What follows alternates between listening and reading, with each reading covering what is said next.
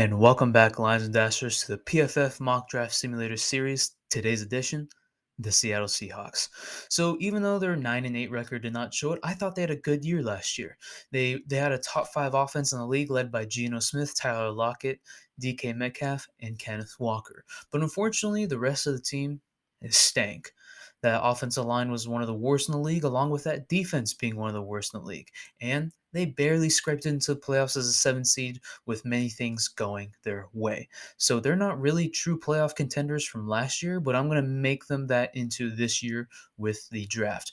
My main focus is going to be offensive line and defensive help. Now, even though they did sign a bunch of people in free agency on the defensive side of the ball, a linebacker Devin Bush, inside linebacker Bobby Wagner, defensive end Draymond Jones, safety Julian Love, and defensive end Jaron Reed, they still need help on that side of the ball. So I will see y'all in a second on the PFF Mock Draft Simulator. Alrighty, so here are the draft settings. As normal, we do halfway but pretty much for the public versus PFF board, the position value, and then the randomness. But then the draft needs just a little bit more. That's just how I like it. And then the speed, 7 rounds, but then the speed, we're going to go try and get it a little bit slower. These things do go fast. And our first pick is the 5th overall, thanks to the Broncos being completely crap. Now let's get into it. Alrighty, so we are on the clock. This was something I did not expect. Will Anderson is still here. I can't believe that the Cardinals took Jalen Carter over Will Anderson, who is the best edge rusher in this entire draft.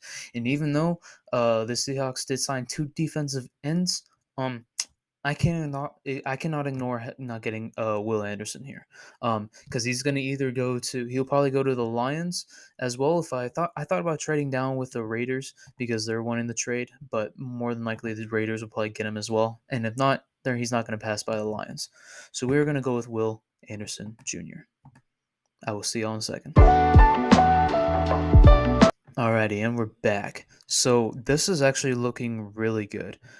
Because first off, Joey Porter, who I didn't think was gonna be here this far, is still here.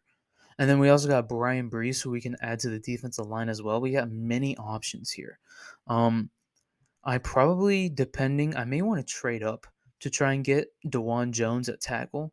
That would help out tremendously.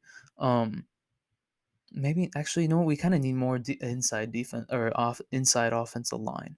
Actually, no, I'm thinking about it. So maybe not. Um, so at the moment, I'm looking at Joey Porter and then Brian Brees. Let's see here. 3 sacks, not that bad. 6'5", running a 4.86. Ooh,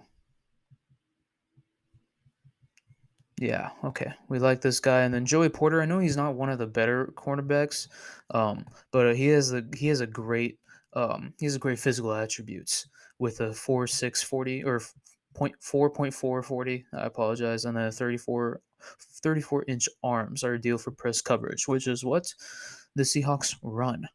He didn't give up any touchdowns this last year. Went against some good competition in Ohio State, Michigan State, and Auburn. So controversial here. I think I'm going to go with Joey Porter Jr. But let's see if there's a trade. We're going to try and trade our pick to go 3 spots back to get another 3rd-round pick and then next year's 2nd-round pick. Let's try it. And it worked. Let's go. I think we finessed him. Looks like the decision has been made for us. Unfortunately, Joey Porter went right before us. I thought we may be able to snatch him, but that's fine. We still need defensive line help. Brian Brees, we can work on him, but you know what? Investing in the defensive line is something that we need. You can obviously cover up the secondary weaknesses if you have a very good front 7. So we are going to create that here in Seattle. I will see y'all in a second. Alrighty, and we are back. So I want to look at inside offensive lineman because that's a position that we much need. Unfortunately, there's nobody here until these guys are probably reaching. We're probably reaching for here. But let's just look. Passing block grade is pretty good. Run block grade could be a bit better. Didn't give up any sacks. Only had 2 hits. Not bad. He's pretty athletic. 6'3" at 330. It's pretty good. That's pretty good. All right. And I want to see if I can get this guy later. I know the center is pretty good. Look at all those grades. Those grades are very, very, very good. Jeez. Yeah, I want to get the center. And then there's also this guy who did very well. Did give up a sack, and he's shown decrease in stats every single year, unfortunately. Um, but he is massive at 6'6" and almost 320 as well. But unfortunately, these guys are ranked below, and we even have another pick in the second, or we have another pick in the second round that I want to wait on. So what I may do here, Broncos, I'm not giving you your pick back. Is let's see what's best available. We could go a third wide receiver if we really wanted to. Um, oh my God, very good contested catch rate, and then a very good receiving rate, and a very good man coverage grade, and it had played over almost 500 snaps, had 94 receptions for over 1,000 yards. You know what? I don't think we're gonna be able to get a wide receiver later down the road, and he's the best wide receiver available. I do not like Nathaniel Dell. He's too small for me, but getting Josh Downs, who looks very good, even though he's pretty small too.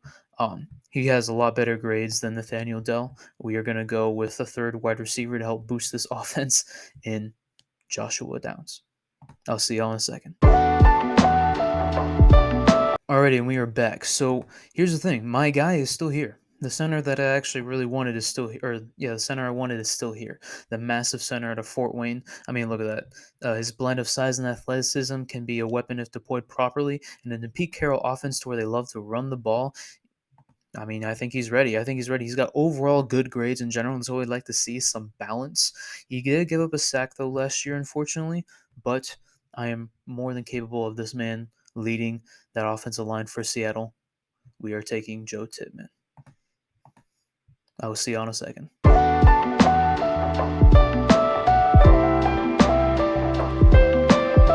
Alrighty, and we are back. So I'm going to still look at offensive line here. More than likely a guard. I'm looking at this guy. I'm probably going to try and see if I can get him to fall here at the 123 spot. Um, it's just one of those things to where I don't want to reach, because here's the thing: even though Seattle needs a definite help on the interior offensive line, they still need help on the defensive end.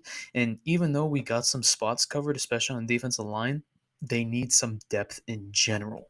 So let's just look at defense now. Even though they do have Jamal Adams and they just signed Julian Love, a third safety is always in need. Always in need.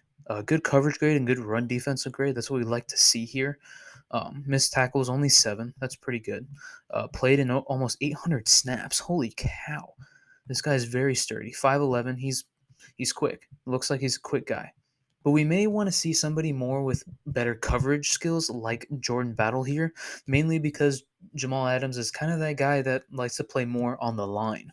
Now, Julian Love plays back, but maybe having a little bit of hybrid between the both would be nice. Missed 8 missed tackles, but played over 900 snaps. Holy cow, this guy is good. 42 tackles. Damn, this guy is really good. His grades are phenomenal. Holy cow. Yeah, he's gone against some good competition in Ole Miss, LSU, Auburn, Kansas State, and Arkansas, and Texas. I like this guy. And especially at a size 6'1", he's bigger than the other guy. He's a high floor safety and could be a starter on day one. He is from Alabama. I like this guy. And we are going to take Jordan Battle. I will see you in a second.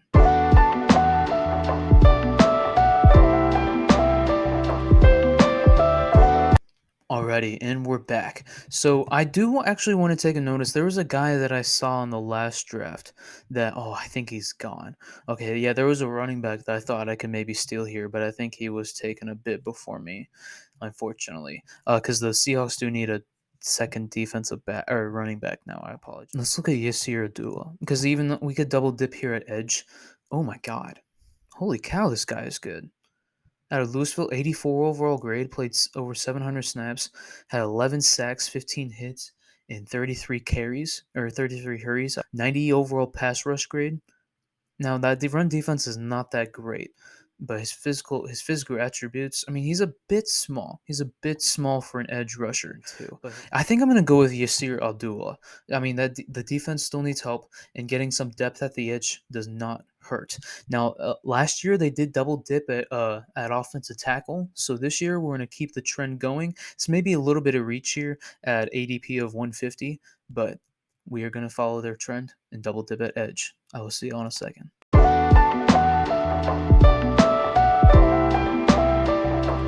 And we are on the clock. So we already drafted a center. So we need a guard.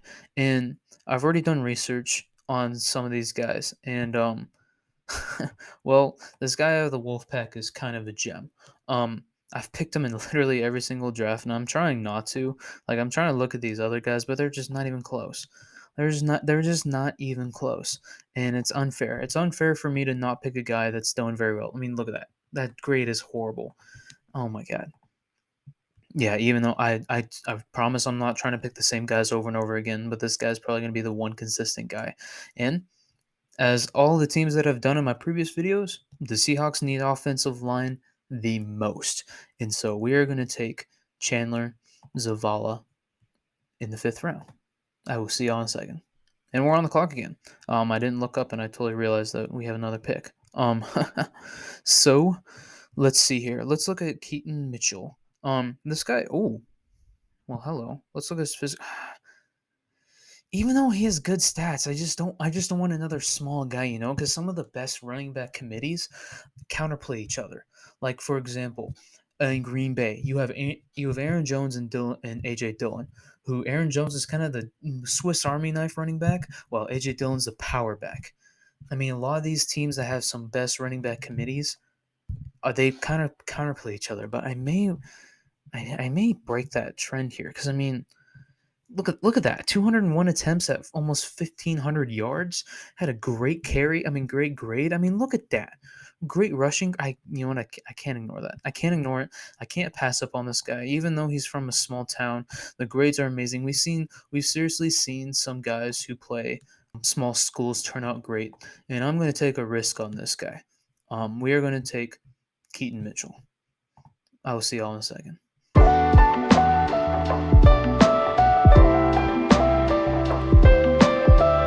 Alrighty, and we're back. So here's the thing, we've kind of gotten all of our needs already. So as I've said in previous drafts before, now when we're entering the 6th and 7th round, we're just kind of looking for gems.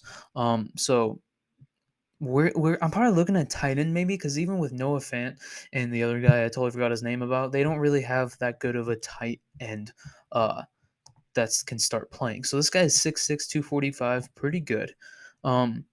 He hasn't been drafted to really any of the Seahawks, actually. That's kind of interesting. Very good contested catch rate, not bad receiving grade. Kind of want to see if he's a hybrid. Unfortunately, we don't have any stats on how good he is when it comes to run blocking. The only grade that we have here is 69, which is okay, but I kind of want to see a little bit more. Yeah, we're gonna go with tight end here. Help try and booster that defense or that tight end group, and then get Davis Allen. I'll see you in a second.